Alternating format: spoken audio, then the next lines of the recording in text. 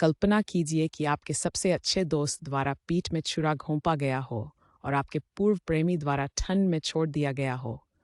मैंने शुरू किया। भावनाओं का बवंडर मुझे अभिभूत करने की धमकी दे रहा था।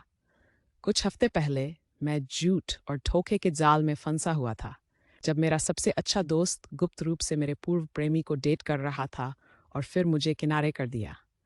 परिणाम क्रूर था। निर्दयी टिप्पणियों और आरोपों का तूफान, अनाम लोगों से जिनके शब्द गहरे कट रहे थे जैसे एक दांतेदार चाकू।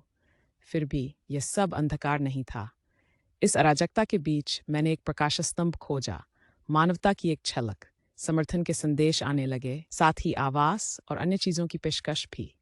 लेकिन क्रूरता ने पहले ही अपना असर दिखा दिया था और मैं छाया में पीछे हट गया, अपने घावों को भरते हुए और सार्वजनिक दृष्टि से दूर अपनी जिंदगी को फिर से बनाते हुए। हालांकि मुझे एक बात स्पष्ट करनी है, मुझे कैसी से कोई नफरत नहीं है। वह आगे बढ़ने के लिए स्वतंत्र थी और मैंने इसे समझा। मेरे गुस्से का उद्देश्य, मेरा क्रोध, रयान था। वही था जिसने मुझे धोखा दिया, वही जिसने मेरी पीठ में छुरा घोंपा।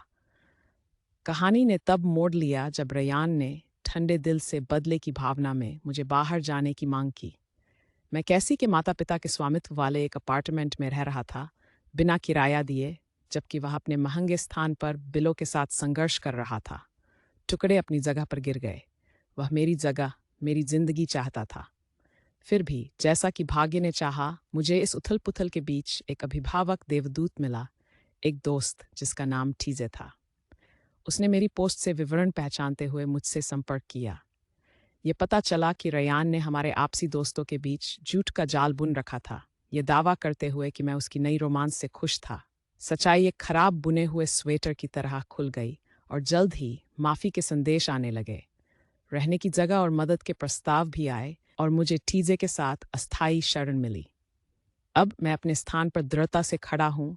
मेरे नाम पर गर्व से एक पट्टा लगा हुआ है, सबसे कठिन तरीके से सीखा गया एक सबक।